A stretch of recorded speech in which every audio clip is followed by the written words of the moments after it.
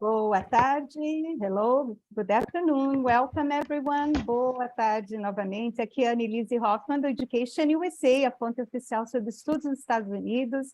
Somos afiliados ao State Department americano. Nosso objetivo é trazer informações atualizadas e direto da fonte. E uma das coisas que nós temos feito aqui com muito sucesso são os webinars com as universidades americanas.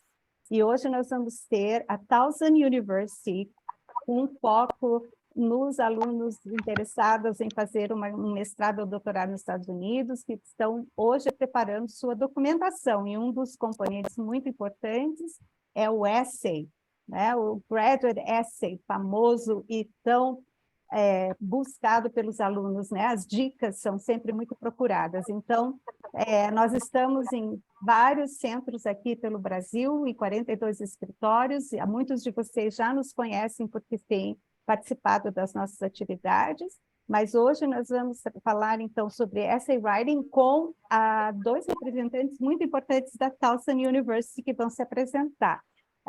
As we informed, this session will be in English only, so it will be even better for you to prepare your documentation and get all the tips to have a competitive application. So I will pass the floor to José Infante, that is the Associate Director of Recruitment and Admissions, International Admissions at Towson University, and he will introduce himself and talk about the institution, and after that, Professor Alan Marcus will be talking about essay writing with you, okay? And they will tell you when you can bring your questions, either on chat or through the mic. They will explain to you what's the best approach here so you can enjoy this session, okay? Thank you, Professor Alan Marcus and José Infante. Thank you so much for being here. The floor is yours. Thank you so much, and thank you everyone for coming and participating. My name, as Annalise mentioned, is José Infante. I am the Associate Director of International Admissions and Recruitment at Towson University. And today we have a special guest, Dr. Alan Marcus, which will be talking about the competitiveness of a college essay. Before we do, I want to share my screen and talk to you guys about, there you go. See, about Towson University. Look at that pretty little picture, clear skies. Not so much. We're having cloudy skies right now because of the fires going on in Canada. Just makes you very much aware of how small the world is. But about Towson University, let's move forward.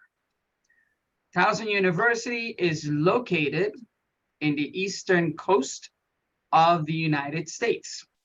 We are in between New York City and Washington, D.C. We are between Pennsylvania, West Virginia, Virginia, and Delaware. We have 2 international airports. We are considered one of the top 15 destinations for college students. We are considered the 6th best state in the US, which is very good. This could be mainly because 2 things. One, Maryland is called the Little America because of its diversity in topography, but it's also diverse in its people. 40% of Marylanders are of mixed race, and about 15% come from outside of the United States. It is also known as the very comfortable state because most Marylanders are in the middle class portion of the economic status. Our industry strengths are in biohealth, financial services, cybersecurity, agribusiness, transportation, and manufacturing. We have over 900 internationally owned businesses. About the university itself, we are the 2nd largest university in the university system of Maryland. We are the largest university in Baltimore. We have over 100 majors, minors, and concentrations, with an average class size around 24 students. We have over 60 undergraduate programs and over 80 graduate programs. If we want to pat ourselves in the back, we've been ranked as one of the top public universities, according to US News World Report, and we are considered one of our best colleges for your money, according to Money Magazine.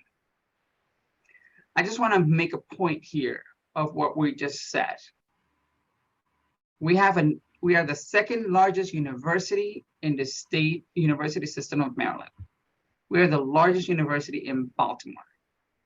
Yet our average class size is around 24 students. What this means to you is that you are taking part, if you are a Towson University student, you have all the access and opportunities and toys of a large public university, the power, the strength, but you have the attention of a small private school. That's what this is about. And this makes Towson University very unique. We have 6 colleges, and I'm going to briefly mention who they are. We have the College of Business and Economics, where we have programs such as marketing intelligence, supply chain management, accounting. The College of Communications and Fine Arts, this is where our creative people live. We have music performance and composition, dance education, communication management. We were born as an education school, so our College of Education is still strong, and we offer postgraduate degrees in instructional technology, reading, education, and MAT.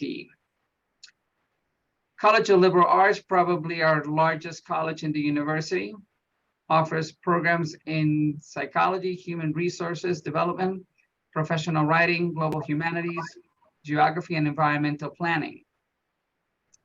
The College of Health Professions offers physician assistant, speech, language pathology and audiology, nursing, and occupational therapy. And our Fisher College of Science and Math offers applied information technology, computer science, biology, environmental science. Some of the most popular programs for our international students are computer science, applied information technology, supply chain management, marketing intelligence, and accounting and business advisory services. This is not all of it, as you can see from the previous slide, but it is probably some of the most popular majors that attract our international students. So if you have any questions about the university and the application process, I'll be happy to discuss them after. Right now, I just want to, well, the floor is yours, Dr. Marcus. Okay. Oh, okay. Thank you so much, Jose, and thank you, Elise, as well for inviting me. I'm going to ask Jose to help out with the slides here. And thank you all. Boa tarde, todo mundo. Vou falar em inglês. I am, as you know, I was born and raised in Brazil, so I'm fluent in spoken and written Portuguese and English. And so I was asked to speak English, and I hope you don't mind. And I'm going to talk a little about some writing tips, and this is for students who are applying for graduate school. Sometimes they sometimes are a little bit at loss what to write about. And sometimes write in perhaps too many directions. So one thing to keep in mind, I'm sorry to interrupt. Is always to keep it simple. Your voice your audio is still cutting a little. I don't know if people were able to hear you well. I don't know if it is the connection, if you have any option of changing your spot or something. Yeah, people are saying they are not able to hear you. It's breaking. Okay. Allow Yeah, Zoom my phone. So see if I could do that. I don't know if just if Do you have any? yeah, maybe, I don't know if you have a certain spot in the place you are that maybe the connection is stronger. It might be a suggestion for you. Otherwise, maybe close your camera and we can see if that makes it better.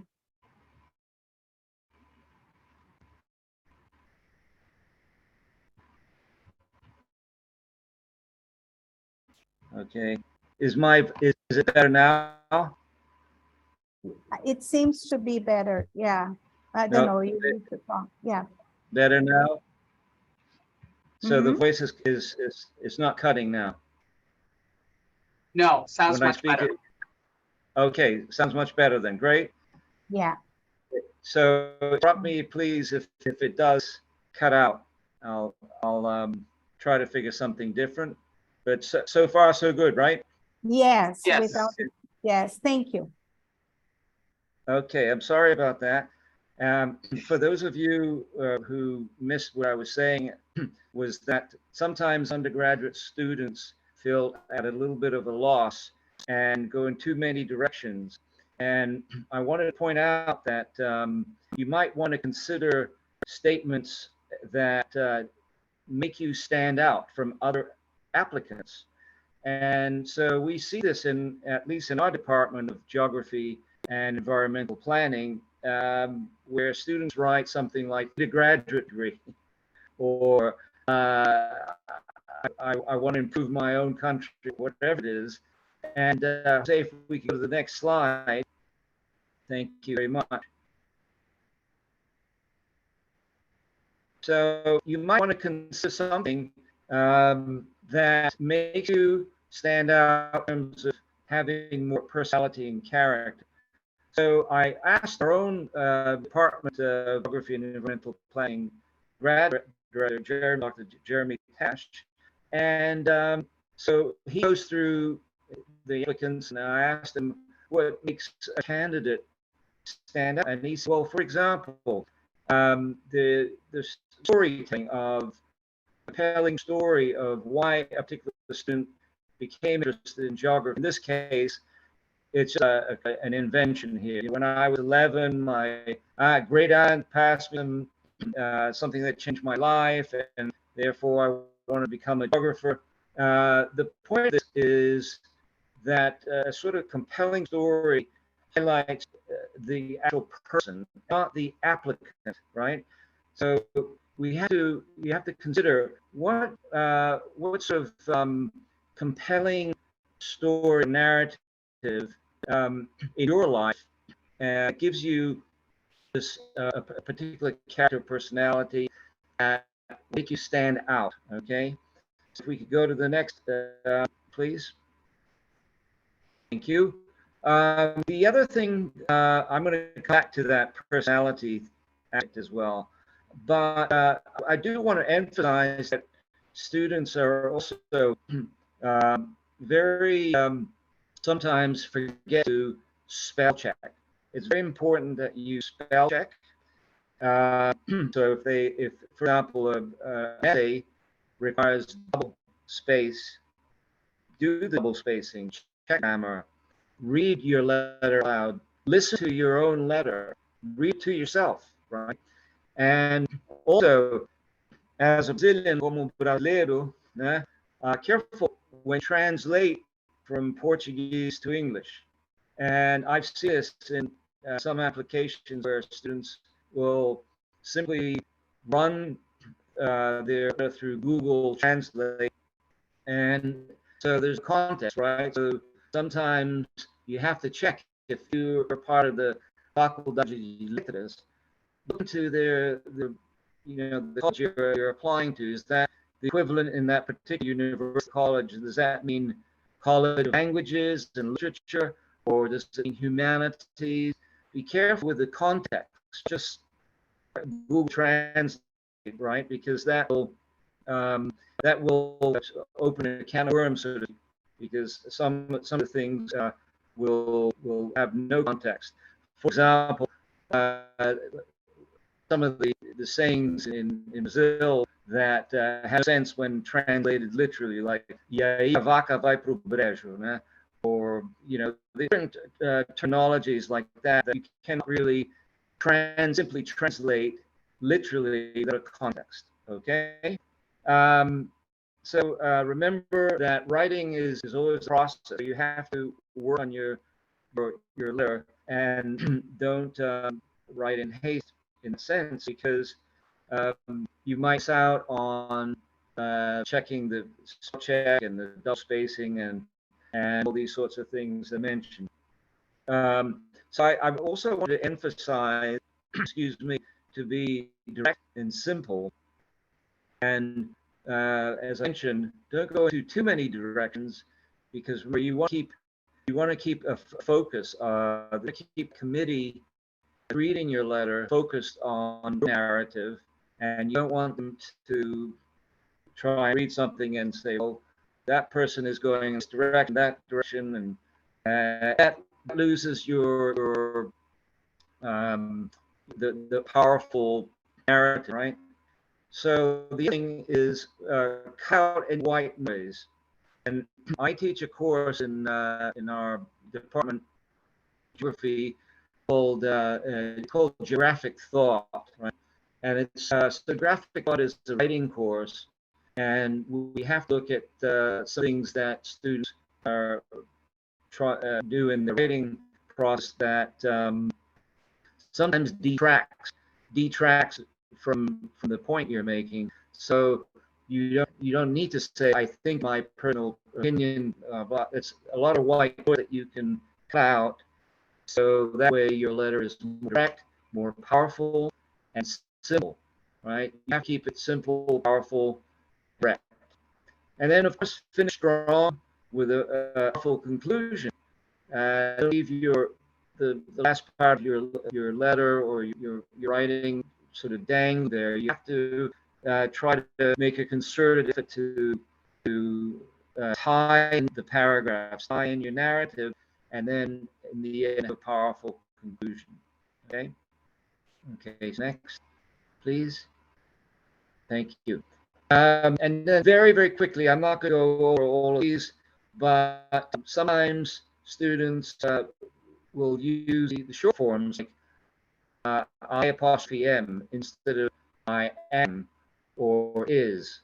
And this is very common. I see in students writing, they sometimes write in with colloquial expressions like lots of. There are lots of people in Baltimore. That it doesn't, there's no context. It's again detracts from what you're trying to say.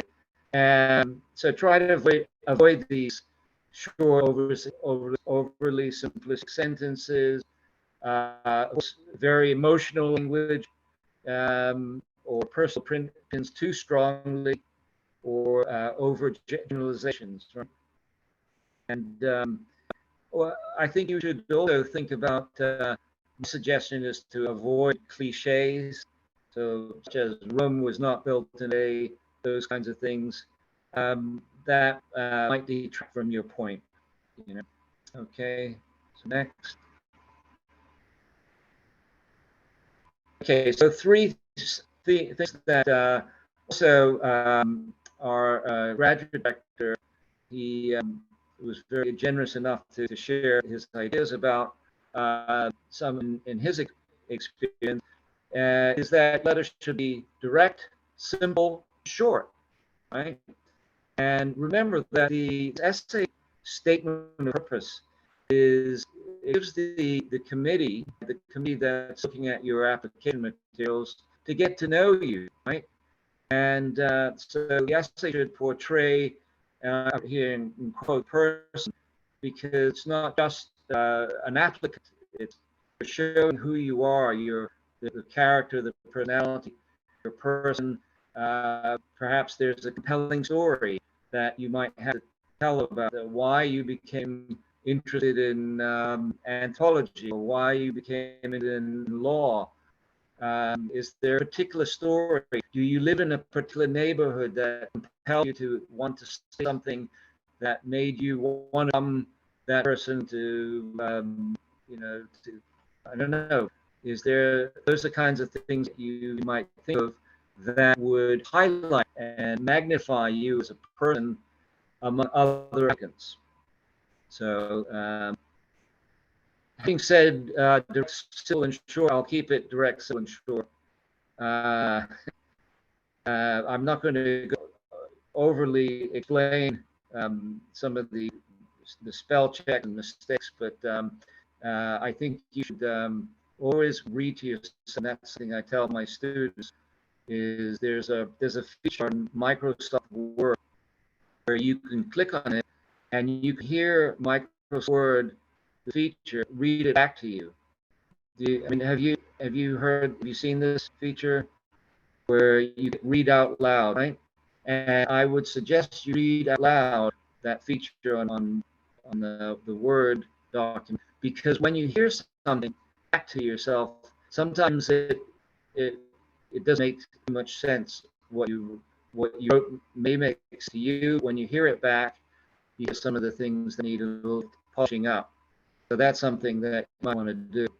And always pay attention to, again, whether they double spacing or single spacing, follow the directions. I read some of your stories that Elise shared with me. Some of them were just very, very fascinating stories and very compelling stories that I would encourage you to, if you could include, that would be, I think, something to consider. I saw there's a student from Ceará all the way to Rio Grande do Sul, Rio de Janeiro, São Paulo, all over the place. I think there was one from Aracaju, if I'm not mistaken. And these are really interesting places. I lived in Ceará. I was an intern at a fruit factory in a place called Aracaju in Ceará. It was they called in the day estagiário, and this was in 1987, back where there was no roads to Canoqueada, this place by the sea. There was only one way to get to it, which was by jeep. And I got to meet all these incredible jangadeiros, these fishermen, jangadeiros, and were extremely generous and fascinating stories that compelled me to want to study anthropology and then later geography. So these are stories that are lives. Sometimes you don't realize that your lives sometimes intertwine with the decisions you're making. And I find that I try to explore that what I call autogeography. My students to try to explore a sense of place, and that also highlights their personality, whether they're applying for a job or applying for grad school. So these are the kind of things that I think make you interesting and would make you stand out from other applicants who have those standard phrases and stuff, right? So anyway, I'll get there. That's pretty much I think the gist of what I wanted to say.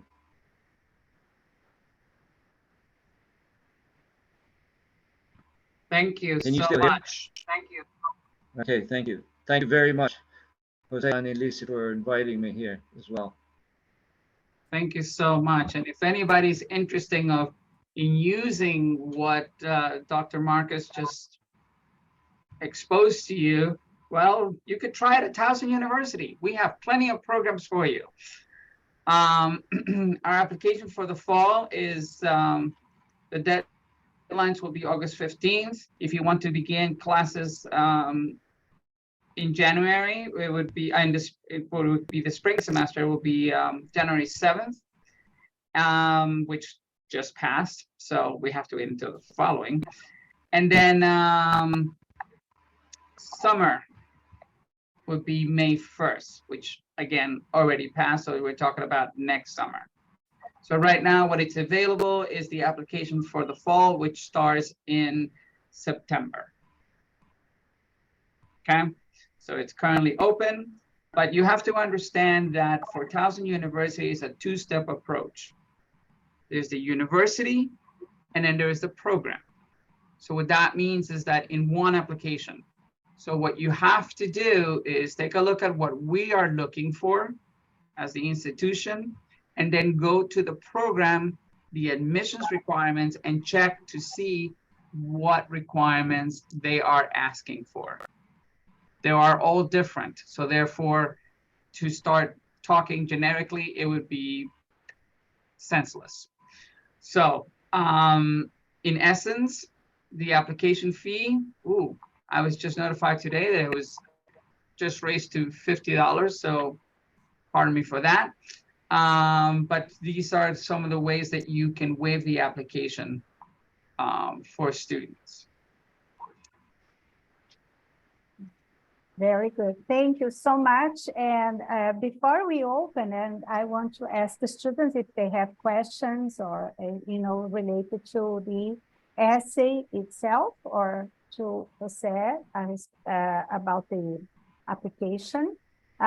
Please, you can use the chat here. But I want to thank Professor Marcus and Jose for all this information. And Professor Marcus brought some very important insights here that are very aligned with what we discuss when we are talking with the students in terms of how to prepare the essay, how you can balance your personal stories with your academic and professional goals. And you shouldn't underestimate your life journey. We have beautiful life stories. Of course, you want to be very objective and clear and bring the outcomes of your journey, right? What you became now, what you are because of your life story. And I'm sure this will be very helpful for the student. And before I open to the students, I have one quick question to both of you. Because we have been working directly with several of these students with their application process, one point that we bring as important is that they really research the department, and that's why it's important that Jose said, you have a general application, the institutional application, and also the department application, right? And you want to make sure that the program you are applying for is a good match for you. So one recommendation is that they look into faculty bios and faculty research and the type of what the programs offer also. Is it possible? So my question is, do you think it's feasible or possible to reach out the faculty for communication or for, to see, especially if you are looking into doctorate applications, is faculty approachable in terms of communicating with prospective applicants? If you take a look at our website and you take a look at the department, you scroll down, you will always find a phone number and an email address where you can connect with either the chair or somebody within the department, and they will get back to you. In addition to what you just said, Annalise, and just to put more focus on what the professor was saying, was you also need to understand the culture of the university so that you are writing to that process. So we was talking about bringing your own personality, bringing your own, but also what do you bring to the table? You know what the university can do for you.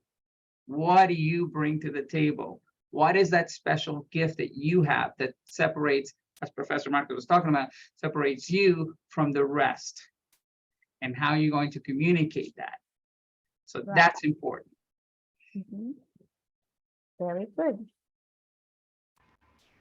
I'd like to also add can you hear me okay now? Sure, Yes. go ahead. My Spanish. Let me turn this off, see it's better. What I agree with Jose that if you look up the specific program and the faculty member or the chair, and you'll see the email at least at Towson University, you also, again, try to keep your contact simple and short. You don't want to include your dissertation, or you don't want to include something too long, because you want to get to the point, right? So I get sometimes I'll get emails like that, and it's sometimes the emails are again going in 8,000 directions, and you want to focus on something. What is your question? What do you want to what would you like from the faculty member or the chair? And yes, I would say I'd like to add that since I came in from Towson, at Towson, it's a great place to work. So I know that my faculty colleagues are very receptive to emails, and they usually get back fairly quickly.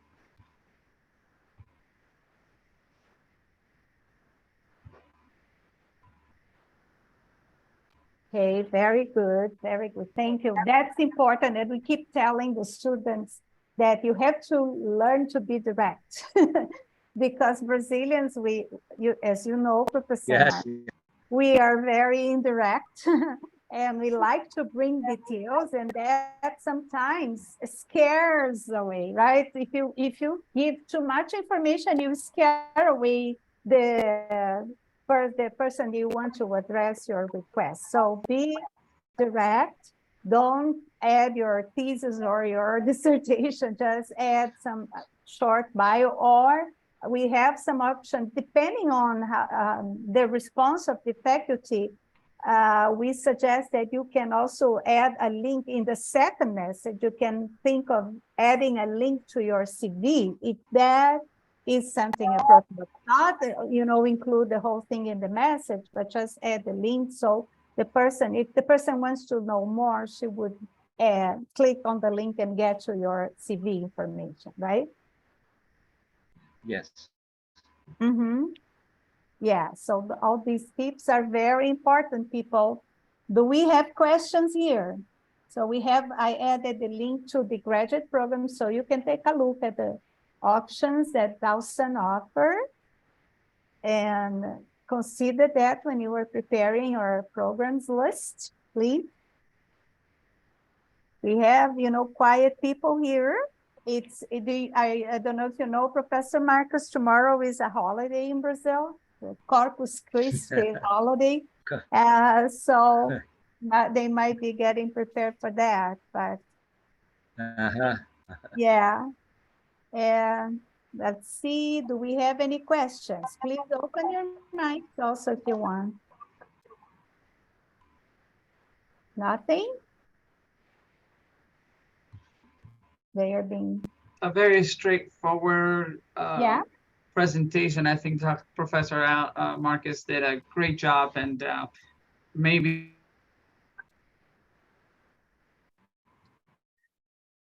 Can anyone hear me now? Oh, no, yeah, now, yes. Yeah. Yes. What I was saying was that Professor did such a great job that it was a very straightforward presentation, and probably everyone's thinking about their essay and they're thinking, I need to go and correct it. We're giving food for thought here, right? Yes. I thought that Leticia had raised her hand. I don't know. Yeah, Anna is agreeing. Yeah, do you have a question, Leticia? Please go ahead. Yeah, it's about essays. So I have a storytelling about my life and my relationship with research, and why I chose this path to reach this career. And I I have a disease, and I've discovered, I found it when I was at the university, and this was definitive for my choice to be into academia and not into the cooperative careers. Yeah, so I was thinking about it, and if it is appropriate to put this in my essays, the story about this, relating to me overcoming. It's like I overcome my disease, and all of the things that put me aback, but I overcome the difficulties, and I finished my undergraduate degree, and I have a master's degree. And because of this disease that changed my life, and if this would be scary, the department, that I would not be able to to make a PhD. So what do you think about it? Wow. Jose, do you want to start? I'm going to Would you like yield to- to you, and then go out, and you can go after. Okay. But I think that the story is Sure. fantastic. I think so too, and I think I commend you for that. Overcoming something like that is certainly admirable and commendable. And I think if you were to the word you used was scare off, right? If that would scare people away, I don't think so. I think Yes. if a director or committee would be reading something that you overcame, that certainly shows you that you're committed and that you're dedicated to what you're doing, and it shows the resilience in your personality. I would say, you know, if you want to keep that short and include that, that's certainly something that makes you actually a stronger person with an incredibly compelling story. I would Thank you, agree. Marcos. This. Oh, sorry. It's okay. Teacher, I would agree with Dr. Marcus. I would just say, as he said during the presentation, keep it short, keep it sweet. Use your experience and the fact that you can tell the story on how you overcame your struggles, but for what purpose are you using it now? Or do you want to? Where are you going? Because if you tell the story, it becomes too long. It might become a little bit, pardon the expression, sappy. And it's kind of like, okay, where am I getting at? Please remember, and this is for all, that we receive thousands of applications, and we read them, and we read them all. The ones that stick are the ones that students that we are going to remember. And usually is the one that gets to the point, tells me what they want, and how and why they want it. So if you're going to tell me the story about how you overcame, how you have this particular setbacks and how you overcame, how is that going to help you achieve the next step? And that's where you're going. Exactly. Very well responded by both. And I would add the skills and competencies that you developed through overcoming such a difficult time in your life, right? The adversities that you faced made you what you are now. And this is just showing that you were determined to pursue a doctorate degree in the US, you know, in a different educational system, in a different cultural environment.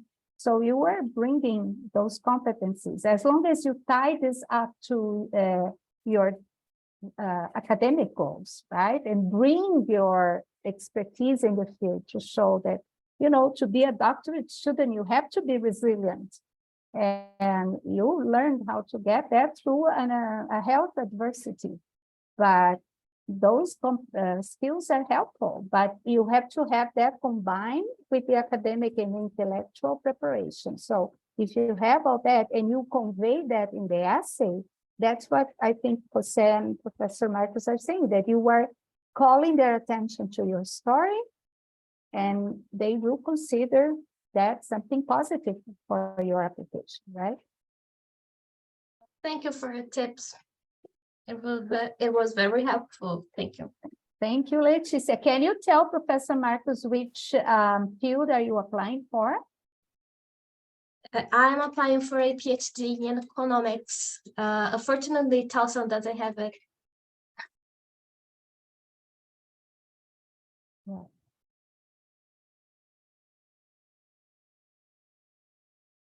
All right. I think one thing to add to that, also a very important thing that I think both Jose and Elise were saying is also we have to understand that there's not only a linguistic translation, but there's a cultural translation that you must apply here. Okay, like by this I mean that there's this directness and this way of keeping it to the point, right? And I think that in Brazil, we have to understand that ways of doing things, ways of communicating with people and writing is certainly can be different in this regard, especially when you're trying to get something done at graduate school. Yeah. We have a question here, Professor Marcos, that is overall, how many pages are recommended for a good statement of purpose? Do you? In my experience, if you're going to write the statement of purpose, right, this is where the committee gets to know you. I wouldn't do more than a page or two, depending on the circumstance. But at least in my experience in my department, let me clarify that there are different departments, different programs, different contexts, right? But in this one, I'd keep it at least maybe 2 pages maximum. What would you say, Jose? I come from a different school of thought in that case, but I'm also with you. It shouldn't be longer than 2 pages, but the short answer would be as long as it needs to tell what you need to say. And again, if you're going on 5 pages, okay, you need to figure out what you need to say. Exactly. Yeah, but most of the applications, they have now the number of words, the limit, the number of words they have for each prompt. In general, and then I can tell from my experience handling different applications through different platforms and graduate programs. And, we work with all the 4,000 universities in the US, so we have applications for all the institutions. So from our experience, most of them would ask 2 pages max, like Professor Marcos said, but what Jose said is very important too. If you are using 5 pages, you better have a very, very good story to hold the attention of the reviewer, which is not really, when you have, so many applications to review, I don't think they would take longer time in 5 pages. So you have to really practice objectivity. That's why we keep saying you need to review and review and review. We have like 10, 20 drafts for each statement. And pay attention to the prompt and the limited number of words they establish. Yeah, that's the basic. I want to share some truth. Sure. To all of you, to give you a sense of purpose in your statement. As I said, we read thousands of applications. Most of us peruse those applications. First paragraph is the one we read. last paragraph is the one we read.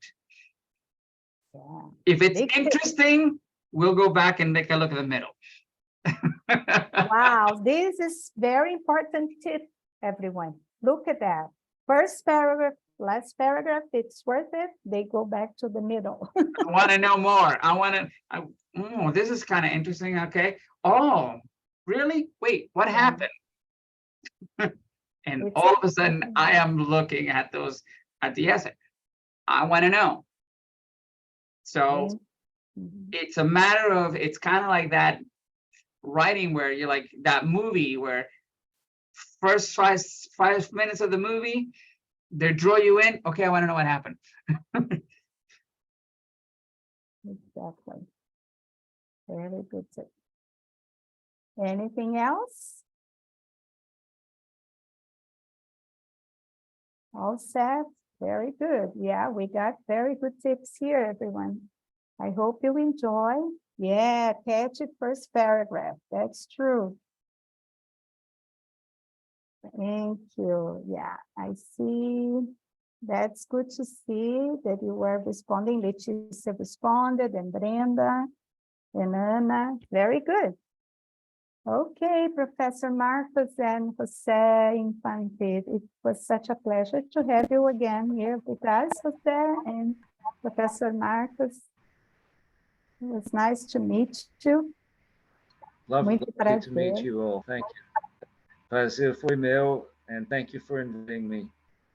Yeah, thank you. And we will have the recording, as you said, if you agree, we have that available. You know, some people are in class or they are working at this time. They might not be able to join today, but they have the recording available.